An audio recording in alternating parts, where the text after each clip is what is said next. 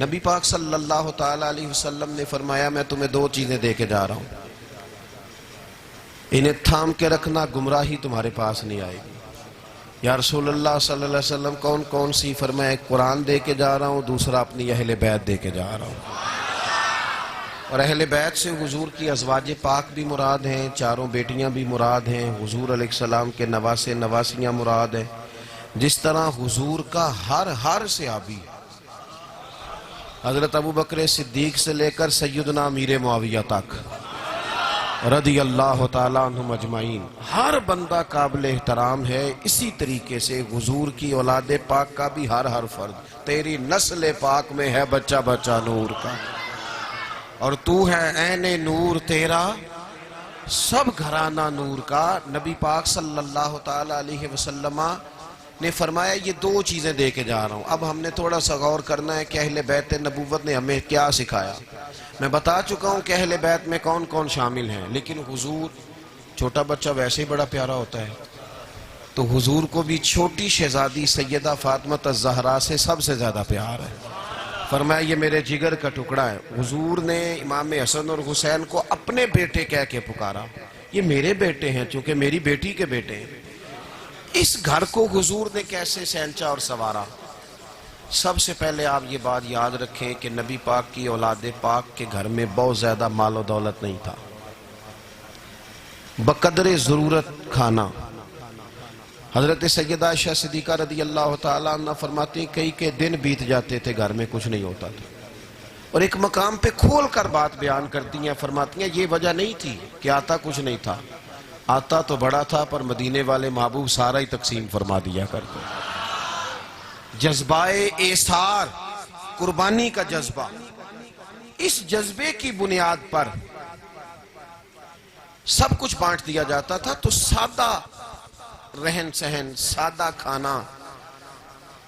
ہر بندہ ہی آج کہتا ہے جناب بچی بڑی تکلیف میں ہے، پر کیا کسی کی بچی اتنا کام کرتی ہے کہ اس کے ہاتھوں پہ چھالے پڑ جائیں؟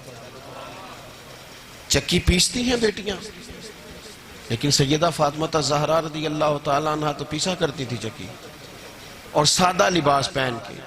کنز الاموال میں وہ حدیث موجود ہے کہ اونٹ کے بالوں کی بنی ہوئی چادر اوڑھ کے حضرت فاطمہ چکی پیس رہی تھی۔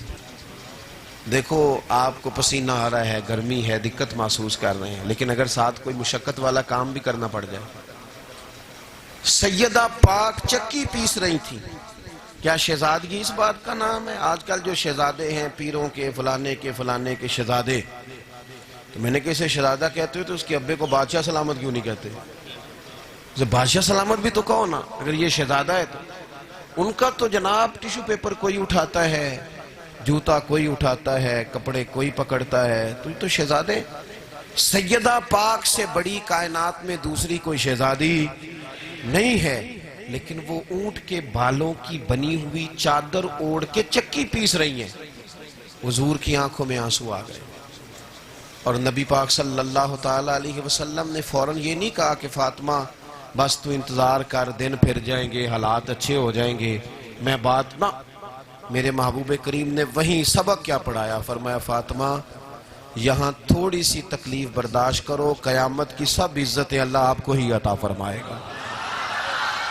بلکہ صحیح حدیث میں موجود ہے کہ جب سیدہ فاطمہ نے آ کے عرض کیا تھا کہ یا رسول اللہ صلی اللہ علیہ وسلم اگر ایک غلام مل جائے نا تو گھر کے کام کاج میں میرا ہاتھ بٹائے گا، تو نبی پاک علیہ السلام نے فرمایا پتر 33 بار سبحان اللہ پڑھا کر۔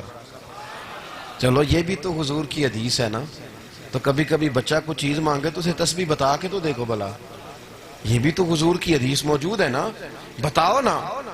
اب تو لوگ کہتے ہیں جناب آپ وظیفہ نہ بتائیں، آپ کوئی اور بات بتائیں، بلکہ اب تو مرید اس طرح کے ملتے ہیں کہتے تسی نا سبق نہ دسو، کوئی نظر کرم کرو۔ وہ بھائی کیا بات، نظر کرم کا کیا معنی ہے کہ کچھ اللہ اللہ نہیں کرنی ہیں جی؟ کوئی بات نہ بتاؤ بس نظر کرم کرو۔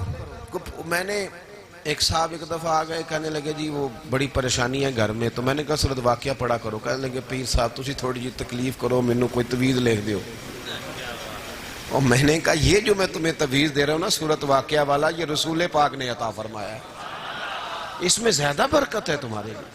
اس میں زیادہ خیر، اس پر توجہ کرو۔ میرے عزیز یاد رکھیں گے کہ نبی پاک علیہ السلام سے سیدہ نے کہا یا رسول اللہ کوئی غلام مل جائے، تو فرمایا 33 بار سبحان اللہ پڑھا کر، 33 بار الحمدللہ پڑھا کر، 34 بار اللہ اکبر پڑھا کر، جب تسبیح ختم ہوگی اللہ غلام آزاد کرنے کا ثواب عطا کرے گا۔ راضی ہو کے آ گئی سیدہ فاطمہ۔ پوچھنے والوں نے پوچھا تو فرمانے لگی میں تو ایک غلام لینے گئی تھی نا، تو حضور نے تو گویا فرمایا جب تسبیح ختم ہوگی غلام آزاد کرنے کا ثواب۔